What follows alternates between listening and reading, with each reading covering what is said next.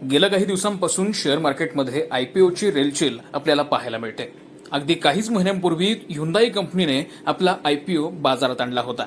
यानंतर मोठ्या नामांकित आणि मार्केटमध्ये चांगलं नाव असणारी मोबिक्विक ही कंपनी आयपीओ लॉन्च करते. मोबिक्विक ही कंपनी फिनटेक कंपनी आहे, ज्याद्वारे आपण यूपीआय आणि प्रीपेड वॉलेट अशा बऱ्याच सेवा ही कंपनी ग्राहकांना पुरवते. या कंपनीचा आयपीओ 11 डिसेंबरला लॉन्च झालाय. एकंदरीतच या कंपनीचा आयपीओ गुंतवणूकदारांना कितपत फायद्याचा ठरेल हे कोल्हापुरातील प्रसिद्ध गुंतवणूक सल्लागार रुचिर थत्ते यांच्याशी विशेष सविस्तर बातचीत केली आहे. मोबिक्विक सिस्टीम्स ही एक फिनटेक कंपनी आहे जी यूपीआय आणि प्रीपेड वॉलेट अशा पद्धतीच्या अनेक सर्व्हिसेस प्रोव्हाइड करते. म्हणजेच गुगल पे, फोन पे याच्याप्रमाणे आपण मोबिक्विक द्वारा सुद्धा यूपीआय पेमेंट करू शकतो. या कंपनीचा आयपीओ 11 डिसेंबर ओपन होत असून 13 डिसेंबर 2024 पर्यंत आपल्याला सबस्क्रिप्शनसाठी ओपन राहणार आहे. या आयपीओचा टोटल इश्यू साईज आहे 570 कोटी रुपये आणि 14 तारखेला हा आयपीओ अलॉट होईल आणि जवळपास 16 तारखेच्या आसपास आपल्याला ही कंपनी शेअर मार्केटमध्ये लिस्ट झालेली बघायला मिळेल. या आयपीओचं ग्रे मार्केट प्रीमियम जवळपास 130 रुपयाचं असून हा आयपीओ जवळपास ग्रे मार्केटमध्ये 400 रुपयाच्या आसपास ट्रेड करत आहे. या आयपीओची किंमत 265 ते 280 रुपये आहे आणि 50 शेअर्सचा एक लॉट आपल्याला खरेदी करावा लागतो. म्हणजे जवळपास 14,500 रुपयाची इन्व्हेस्टमेंट या आयपीओ मध्ये ट्रेड करण्यासाठी आपल्याला गरजेची असते. आता जाणून घ्या थोडंसं या कंपनीबद्दल.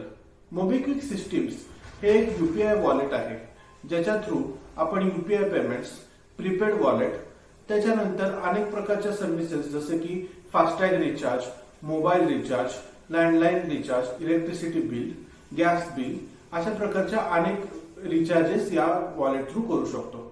त्याचबरोबर या कंपनीने आणि नवीन अशा काही प्रकारच्या सर्व्हिसेस आणलेल्या आहेत, ज्याच्यामध्ये बाय नाऊ पे लॅटर असे एक प्रकारची सर्व्हिस आहे, ज्याच्यामध्ये आपण काही गोष्टी विकत घेण्यासाठी यांच्या वॉलेट थ्रू पेमेंट करू शकतो आणि आपल्याला महिन्याच्या शेवटी किंवा ठराविक मुदतीमध्ये या वॉलेटला पेमेंट करायचं असतं. या पद्धतीची सर्व्हिस या वॉलेट मोबिक्विक सिस्टीम्सने आणलेली आहे. ह्याच्यानंतर ही कंपनी लोनच्या क्षेत्रात देखील कार्यरत असून पर्सनल लोन ही कंपनी आपल्याला देत आहे. त्याच्यानंतर म्युच्युअल फंड, इन्शुरन्स आणि अनेक बँकांशी या कंपनीचे टायअप आहेत.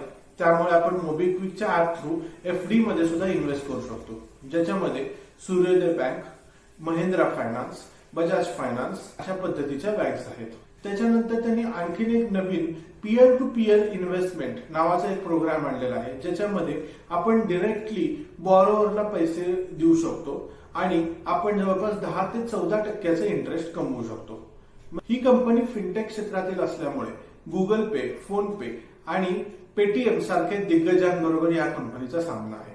त्यामुळं कॉम्पिटिशन ही खूप जास्त प्रमाणात आहे.